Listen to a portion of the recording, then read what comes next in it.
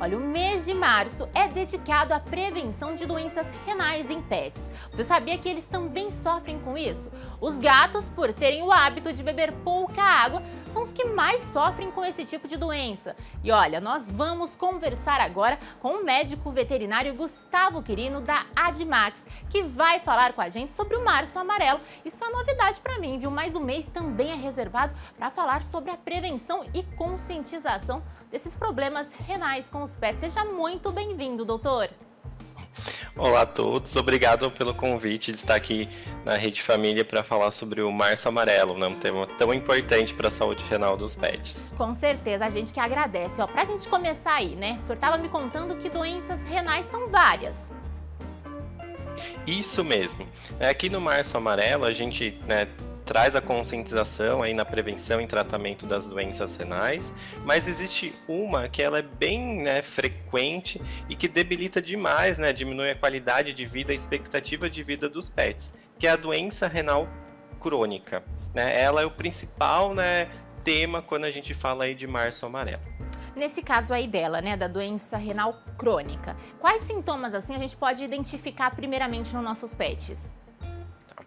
Os sintomas da doença renal crônica, eles variam muito conforme a gravidade da doença. O que o tutor vai observar nos primeiros sinais clínicos dessa doença? Quando o animal começa a perder um pouco de peso, começa a diminuir a ingestão de alimento, perder um pouco de apetite.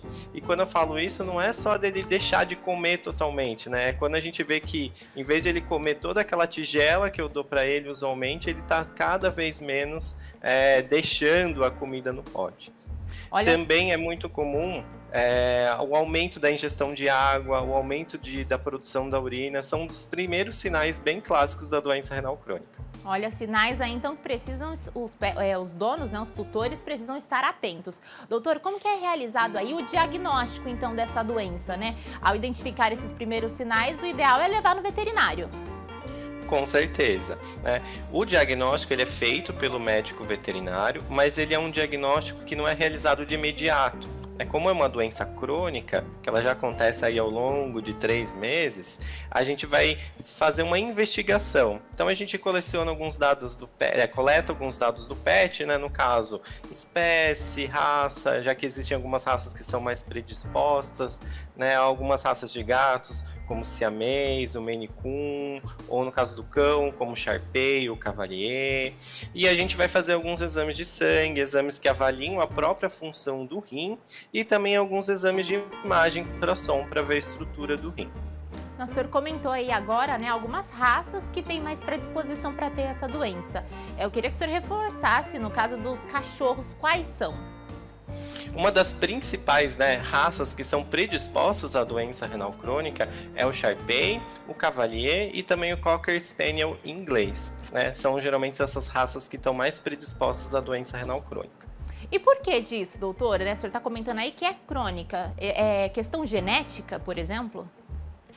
Na verdade, a doença renal crônica, ela acontece ou por uma lesão que aconteceu no rim, alguma doença que acabou acometendo esse rim e que não foi devidamente tratada e acabou evoluindo aí por mais de 3 meses.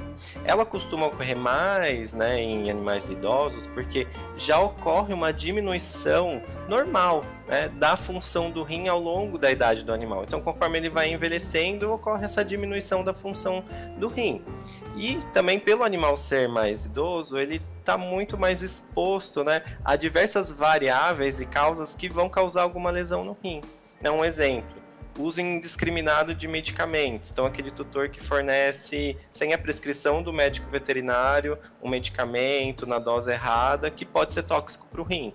Então, esse uso prolongado já poderia levar a uma doença renal crônica. E diversas outras doenças. Existem doenças hereditárias, sim, que podem levar aí a doença renal crônica. Nossa, doutor, um ponto muito importante esse aí que o senhor tocou, nessa automedicação dos pets. Então faz muito mal para a saúde e pode desencadear aí, no caso, essa doença que a gente está tratando hoje, falando sobre ela hoje. No caso, existem outras formas de prevenir essa doença no nosso animal de estimação? A prevenção da doença renal crônica, ela vai se basear muito nos check-ups com o médico veterinário. Então, eu fazer sempre essa rotina de consulta para eu sempre avaliar como está a saúde do meu animal. Então, se eu identificar precocemente, né, de uma forma bem, né, antecipada, se tem alguma doença ou algum tipo de lesão que está acometendo o rim, se eu tratar ela, ela não vai avançar para uma doença renal crônica. Então, check-ups, eles são extremamente necessários. Dentro do check-up do médico veterinário, dentro da consulta, né, dizendo, já tem exames que vão avaliar como está a saúde do rim. A vacinação, já que algumas doenças infecto-contagiosas podem também causar danos aos rins, então a gente já consegue prevenir ou tratar, né, elas, né, identificar elas durante a consulta.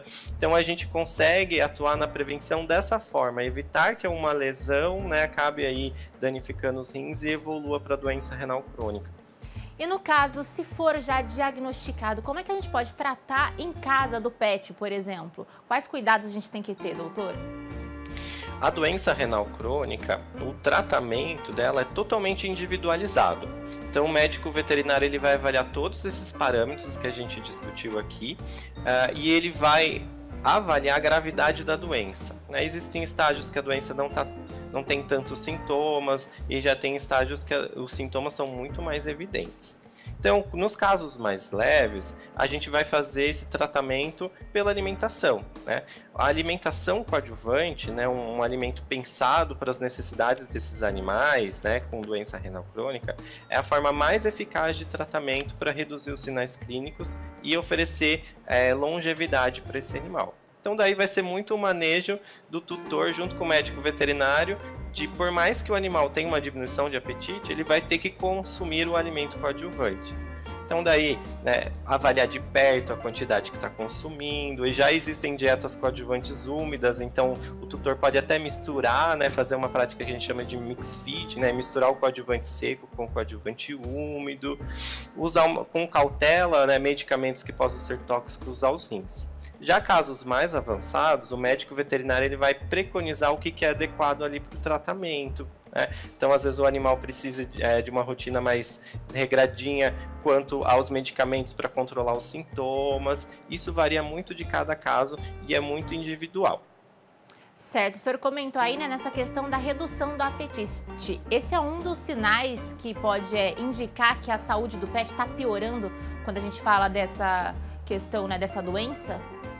Certamente. É um dos primeiros sinais clínicos, né? O animal ali começa a diminuir esse apetite, às vezes de uma maneira bem discreta, começa a comer menos do que usualmente come, ou, né, começa a perder peso, que também é um sinal clínico, né, muito evidente, que acaba passando despercebido. Então, quando a gente já começa a perceber que esse animal começa a perder peso, começa a negar o alimento, começa a ter vômito, começa a salivar, né, ter esses episódios de enjoo, já são, né, complicações da doença renal crônica, né, já são sinais dessa doença que já acende um alerta que eu preciso buscar atendimento médico veterinário.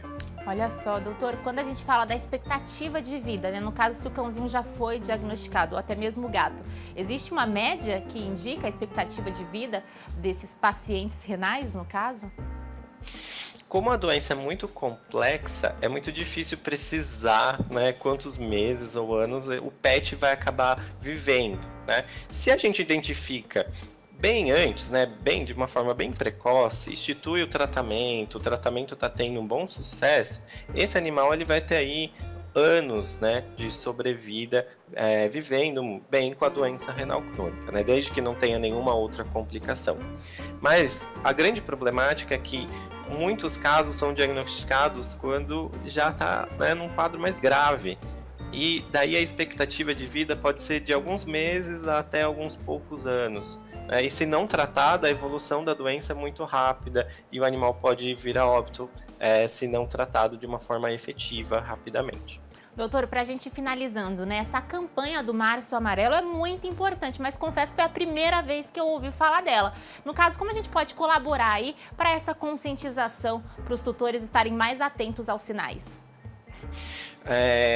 Justamente essas campanhas, né, Março Amarelo, ela traz a conscientização que muitas vezes os tutores, eles não têm conhecimento que os pets também podem ter essas doenças, né? Acho que hoje a informação ela tem chegado mais aos tutores, eles têm cada vez mais estando, né, conscientes da saúde do pet. Então é super importante trazer essa informação para o tutor que existe a doença renal crônica e que aquele sinal clínico, né, aquele sintoma do pet deixar de comer um pouquinho ou acabar consumindo mais água, né, fazendo mais, indo mais à caixinha de areia, né, ou fazendo mais xixi, né, ou aumentando o volume urinário, já são sinais valiosos que ele já precisa buscar o médico veterinário, né. Existem muitos tutores que pensam, ele não comeu hoje, não comeu ontem, mas hoje ele comeu bem, então eu não vou levar ao médico veterinário. Né? Mas quando a gente tem essa conscientização, ele já acende o alerta de, olha, pode ser uma doença renal crônica e eu vou levar ao médico veterinário. Com certeza. Então, tutores, fiquem atentos, viu? Mas, doutor, obrigada pela participação. Foi um prazer ter o senhor aqui espalhando esse conhecimento dessa campanha tão importante. Eu que agradeço. Muito obrigado pelo convite de estar aqui com vocês.